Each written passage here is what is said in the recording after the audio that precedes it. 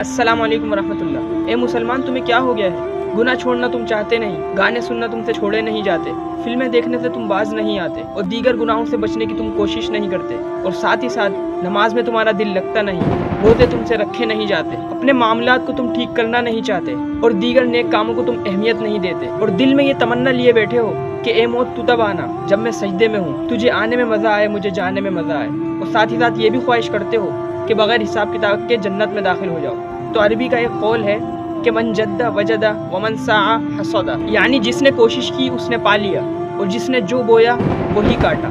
आज ही अपना जायज़ा लें और ये देखें कि आप क्या कर रहे हैं और हासिल क्या करना चाहते हैं। एक तरफ तो आप अपने रब से बगावत का, गुनाहों का और नाफरमानियों का बीज बो रहे हैं, जबकि दूसरी जानिब अपने रब से सजदे की हालत में मिलने का, अल्लाह के पसंदीदा बंदों में शामिल होने का और बगैर हिसाब व किताब जन्नत में दाखिला चाहते हैं, उस फल की सूरत में जो कि आपने बीज बोए हैं। अगर ऐसा है तो आप अपने आप को धोखे में डाले हुए हैं और अनकरीब इसकी हकीकत खोल दी जाएगी।